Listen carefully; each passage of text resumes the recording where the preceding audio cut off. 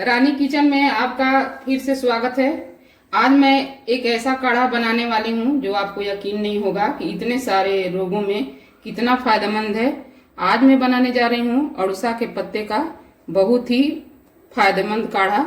तो अड़ुसा के पत्ते का काढ़ा बनाने के लिए इसमें कौन कौन सी चीज इस्तेमाल होते हैं आइए जान लेते हैं।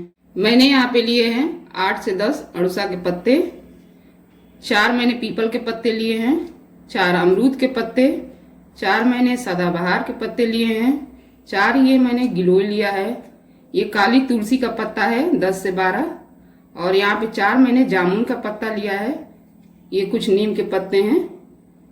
यहाँ पे कुछ मैंने मसाले लिए हैं, यहाँ पे 2 तेजपत्ता, 2 दालचीनी, 4 लौंग, हल्दी, यहाँ पे छोटी सी मैंने फिटकिरी ली है, यहाँ पे 6 मैंने काली मिर्च ली है, नमक है, ये सेंधा नमक है, अदरक और गुड़।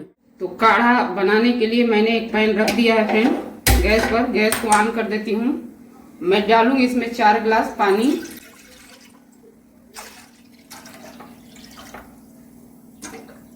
तो देखिए मैंने इसमें 4 गिलास पानी जो है डाल दिया है। अब बाकी की चीजें इसमें हम डालते जाएंगे। तो पहले मैं डाल रही हूँ अड़ुसा का पत्ता।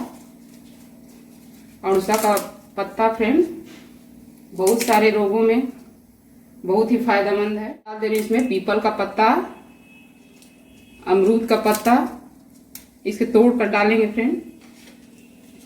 ये है गिलोय का पत्ता, ये जामुन का पत्ता, ये तुलसी का पत्ता है, ये सदाबहार के पत्ते हैं और ये नीम का पत्ता है। अब मैं डालू इसमें तेजपत्ता, ये लौंग, ये फिटकिरी और ये दालचीनी है, इसे तोड़ करके हमें डालना है। इस तरह से तोड़ के डाल देंगे फ्रेंड। काली मिर्च, हल्दी और अदरक को हम कद्दूकस करके डालेंगे। ये अदरक डाल देंगे इसमें कद्दूकस किया हुआ, और सारी चीज को हम पकने देंगे इसमें जब तक कि ये 4 गिलास जो मैंने पानी इसमें डाला हुआ है उसे पका करके हमें 1 गिलास तक करना है। तो इसे पकने देते हैं।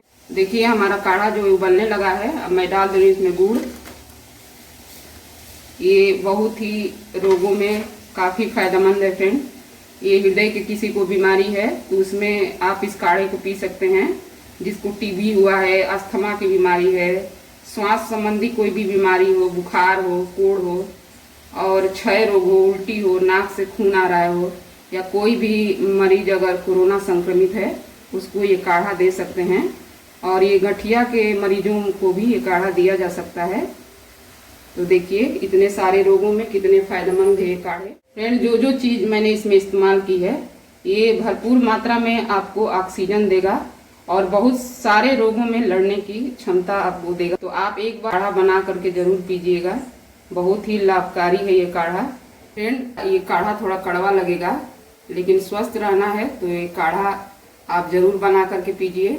ये एंटीबायोटिक काढ़ा है। इसमें मैंने नीम के पत्ती को डाला हुआ है और हल्दी को मैंने इसमें इस्तेमाल किया है। आपको पता ही है कि दोनों चीज एंटीबायोटिक है। और मैंने इसमें पीपल के पत्ते का भी इस्तेमाल किया है जो कि काफी भरपूर मात्रा में ऑक्सीजन देता है। तो इस काढ़े का इस्तेमाल जरूर करिएगा, घर पर बनाकर पीजिएगा। तो काढ़ा हमारा बन करके बिल्कुल तैयार हो गया है। देखिए उबल करके पूरे 1 गिलास हो गया है फ्रेंड। तो मैं गैस को बंद कर दे रही हूँ और इसे छान लेते हैं। तो काढ़ा को छान ले रही हूँ।